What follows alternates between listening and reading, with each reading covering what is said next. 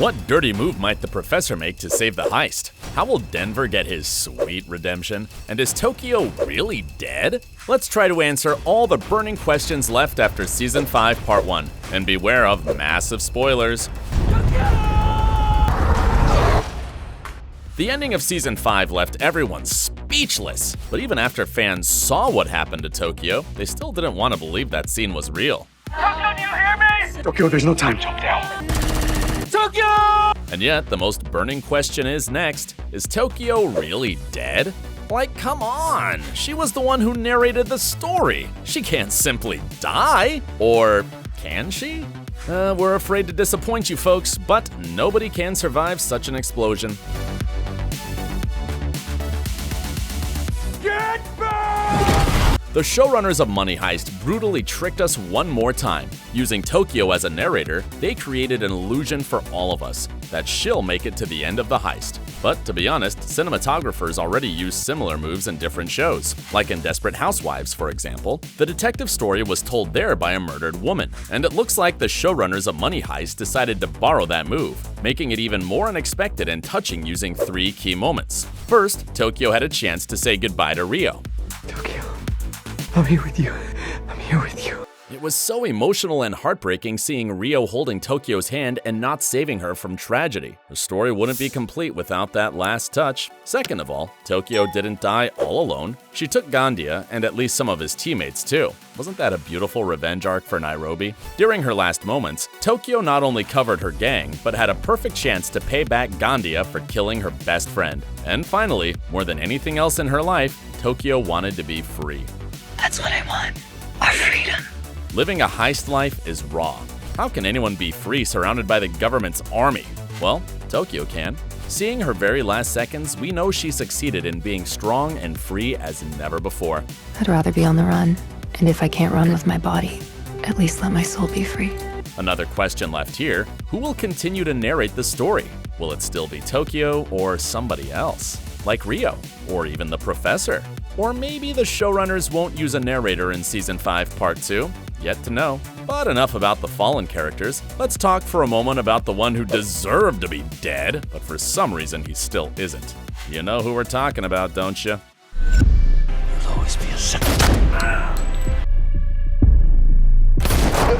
That was perhaps the most satisfying moment of Season 5 Part 1, but unfortunately soon after that we find out that Arturo survived. So the burning question is, will he return in Part 2? We're pretty much sure that, yeah, he'll be back. And more than that, Arturo might play a crucial role in Part 2. We know that previously, this rascal always appeared in the most unexpected situations and made things way more complicated. No. Make no mistake. I'm no hero. I'm just an ordinary man. A man who had enough courage to refuse to kneel before a group of terrorists. We on the OSSA Movies channel have a theory on how Arturo might end up in the show. Here it is. Money Heist is pretty good at building redemption arcs, right? And it seems like one man still hasn't had a chance for himself. Remember who hated Arturo the most? Of course, it's Denver.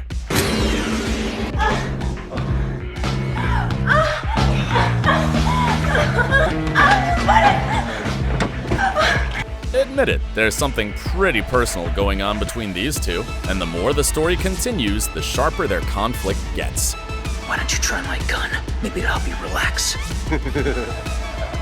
Arturo. Little Arturo. You've got a toy pistol and I've got a temper, so what the hell are you doing? Toy gun? Stockholm couldn't kill the father of her son. She was always very compassionate, and as a result, now she has those spooky flashbacks where she sees Arturo everywhere around. Give me the jackhammer! Monica, where's the jackhammer? Now, someone needs to end that, and it looks like Denver is the perfect candidate. That's why we think he will kill the biggest bastard of the Money Heist. And by doing so, Denver will automatically become the most lovable character in the series. If that doesn't happen in Part 2, we want our money back. Besides Arturo, there's another nasty character to deal with, Alicia Sierra. Este niño adora el riesgo, hijo de puta. Well, she's the one in double trouble. Alicia planned to clear her name and gain some points from the government, arresting the professor. Though pretty soon it becomes clear that the government doesn't need Alicia. Same as the professor, nobody needs her. Plus, she has a daughter Victoria now, which makes her situation even more surreal. but knowing what kind of character Alicia is, we can assume that she will find her sneaky way out in part 2. First of all, while she still holds the professor by the balls, she might use the deal between him and Tamayo to her dirty advantage. It looks like the chief of operations became pretty forthcoming after that little blackmail. They killed him in cold blood. The best thing that could happen is for that man to die in the next 10 minutes. They gave us a gift, and I'll use it to get in there and finish them off. No law, no rights. We'll shoot them in the back of their necks, even if they're on their knees. Oopsie. There's no way Tamayo would like that recording to be leaked, and Alicia knows that. Same as she knows that Tamayo is the only one who can save her. The chances are high that Alicia will use that deal in part 2. Plus, a person like her might use a newborn baby as a cover reason to stay in the country and to not go to jail. We also saw that worrying scene where Alicia took a plier and hid it in her sleeve. God knows what this lady may use it for. One thing's for sure, just like Arturo, Alicia will try to take the situation under her control in part 2. Let's only hope that the professor already invented some plan to set her down, or didn't he? The final burning question we all have now is next. How will the gang escape the Bank of Spain? Unfortunately, according to what we hear from both the professor and Lisbon, there's no plan B. As sad as it is, the professor never had one. There'll be no extraction. The stormwater tank has been discovered. What happens if someone finds a stormwater tank? It's the finale. One of the most shocking scenes in Season 5 is when the professor apologizes individually to each of the team members. This moment you realize the gang is in the biggest problem ever. I'm sorry, Raquel. I'm really sorry, Rio. I'm so sorry, Palermo. So what are they gonna do next? There are at least two possibilities of what might happen. First, the gold might save the gang. Obviously, the heist team doesn't need 90 tons of bars. We mean, come on. If they get out of the bank, they won't be able to spend all of that money, plus hundreds of millions they already have. It's way too much for anyone. Remember, the gang even dropped a couple of million euros over Madrid and it wasn't a big deal for them. Also, keep in mind that they started the bank heist because of Rio, not the money. You could be out there, living the good life. Instead, you're here, in the fucking lion's den. Exactly. Our point is that the gang can share some of the gold to pay for outside help, cause why not? A similar situation happened in the first season. Remember the professor offering money to the hostages so they would switch sides? Many fans believe the story might evolve similarly in Season 5, and so do we.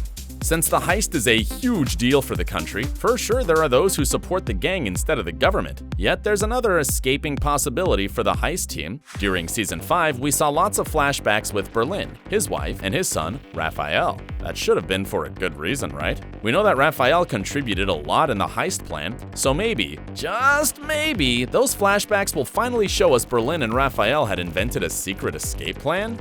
The price can be really high, Dad. Because when it's time to pay, you're not here. Bingo! Berlin died, but as far as Raphael is alive, he might even appear in the events of Part 2 and really rock the party. Saving the gang might be a great redemption arc for the electronic engineer genius, since both his dad and granddad died doing heists. The things that are really important in life, Raphael, have a high price. And because Money Heist is all about redemption, we think Raphael saving the day might be a great way to end the show beautifully.